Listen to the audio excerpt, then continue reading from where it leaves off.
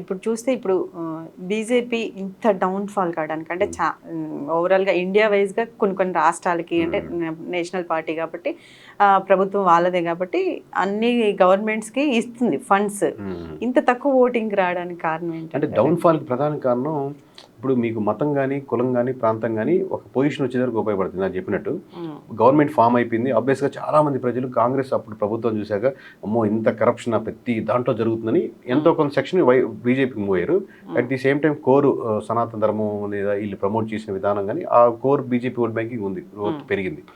But government form అయ్యాక ఈ 10-12 సంవత్సరాల్లో కోర్గా మనం కేసు వేస్తే ఏదైనా లాయర్కో లేకపోతే జడ్జి దగ్గర వెళ్ళి మనం కోర్టుకు అప్లై చేసినప్పుడు ఇమీడియట్గా దాని రిజల్ట్ రానప్పుడు ఆ సమాజంలో కొత్తగా ఇది ఇంట్లో ఏం మార్పులు లేవు, లేదా ఇన్కమ్ ట్యాక్స్ మీరు కడుతున్నారు, ట్యాక్స్ విషయంలో నేను కట్టిన ఆల్రెడీ 100 రూపాయలు వస్తే 30 రూపాయలు ట్యాక్స్ కట్టేస్తున్నాం, మిగతా మొత్తం ఇన్కమ్ ట్యాక్స్ జీఎస్టీ అన్ని కట్టేసి నాకు 70 రూపాయలు మిగులుతుంది.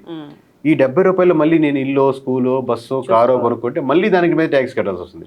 సో ఈ ట్యాక్స్ కట్టేవాడు ఇబ్బంది పడుతున్నాడు, గవర్నమెంట్ స్కూల్స్కి హాస్పిటల్కి వెళ్ళేవాడు ఇబ్బంది పడుతున్నాడు, కరప్షన్ పరంగా ఎక్కడ చూసినా ఇబ్బంది పడుతున్నాడు, లేదా కొంత గ్రూప్స్కి లబ్ధి చేస్తున్నారు అనేది ఇబ్బంది పడుతున్నారు.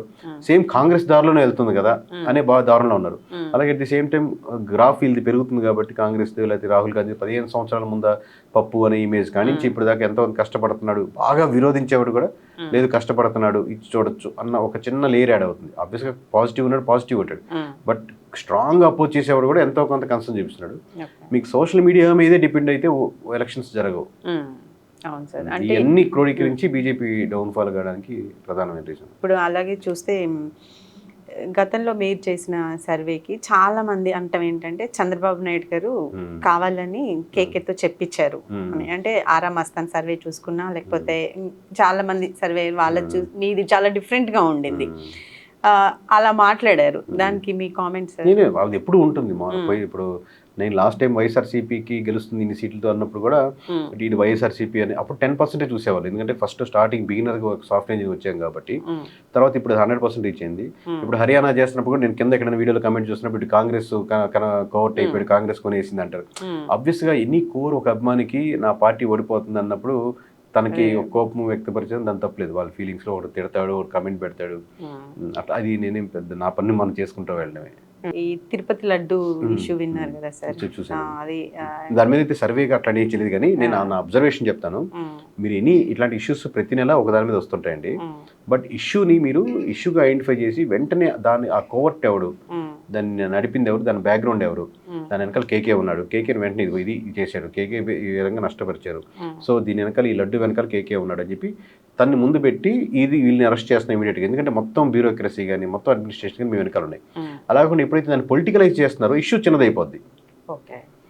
ఇది వైఎస్ఆర్సీపీ చేశాడు, జగన్ ఇట్లా చేశాడు, కుట్ర పన్నాడు, జగన్ వల్ల ఇది జరిగింది, ఇది చేశాడు, అసలు ఇష్యూ ఏంటి, కోర్ ఇష్యూ మర్చిపోతున్నాం. అలాగే ఎవరు చేశారు, ఈ 4 వ్యక్తులు ఎవరు, 3 వ్యక్తులు ఎవరు, ఆ 3 వెనకాల ఇంకో మినిస్టర్ ఉన్నాడు, మినిస్టర్ వెనకాల చేయమన్నాడు, వేరే ఇష్యూ. మీరు దాన్ని ఇమీడియట్గా సాల్వ్ చేస్తుంది అనేది కాకుండా మీరు దాని మీద పొలిటికలైజ్ చేస్తున్నారు. దీని మీద పెద్ద నష్టం ఏంటంటే టీటీడీ అనేది ఒక అటానమస్ బాడీగా ఉంటుంది, అది డైరెక్ట్లీ అది స్టేట్ గవర్నమెంట్, మన ఏపీ స్టేట్ గవర్నమెంట్ రన్ చేస్తుంది. మనకు వెంకటేశ్వర స్వామి మనకి అదృష్టం, మనకు గొప్పతనం మొత్తాన్ని పక్కన పెడితే దాన్ని మొత్తాన్ని ప్రపంచవ్యాప్తంగా వస్తారు అక్కడికి. ఈ ఇమేజ్ ఇక్కడ ఏపీ వరకు ఆగదు. మీరు మీరు అతను వైఎస్ఆర్సీపీని డైల్యూట్ చేస్తున్నాం కదా, లేదా టార్గెట్ చేస్తున్నాం, జగన్ టార్గెట్ చేస్తున్నాం కదా, బట్ మీరు ఇమేజ్ డ్యామేజ్ చేస్తున్నారు వెంకటేశ్వర స్వామిది. అది ఎంత ఏపీలో ఎంత కరప్ట్ అయిపోయిందంటే అండి అని చెప్పి నార్త్లో మీ హర్యానాలో మాట్లాడుతున్నారు, అక్కడ మహారాష్ట్రలో మాట్లాడుతున్నారు. సో దేశవ్యాప్తంగా కూడా నిరసనలు మీరు ఇమేజ్ తెలియకుండా ఏం డ్యామేజ్ చేస్తున్నారు, మీరు ప్రాబ్లమ్ సాల్వ్ చేయట్లేదు, పొలిటికలైజ్ చేస్తారు. మీరు వచ్చేవాడు పోవాల్సిన అవసరం, ఒకటి కమెంట్ చేయడానికి ఈజీ అవుతుంది, వయసు అవగానే మమ్మల్ని అడుగుతున్నారు. సో మీరు ఇష్యూని సాల్వ్ చేయండి, మీరు ఎక్కువ టార్గెట్ చేసి పొలిటికలైజ్ చేయొద్దు. Please do subscribe to Telugu Rajyam channel. Please do subscribe to Telugu Rajyam channel. Please do subscribe to Telugu Rajyam channel. Hi అండి, నేను మీ ఆర్పీని, నెల్లూరు పెద్దారెడ్డి చేపల పులుసు ఓనర్ని. మీరు తెలుగు రాజ్యం అనే ఈ యూట్యూబ్ ఛానల్ సబ్స్క్రైబ్ చేసుకుని మంచి మంచి వీడియోలతో వస్తారు. Thank you so much. Hi people, I'm Sonakshi Verma and you please watch Telugu Rajyam and please subscribe to the channel.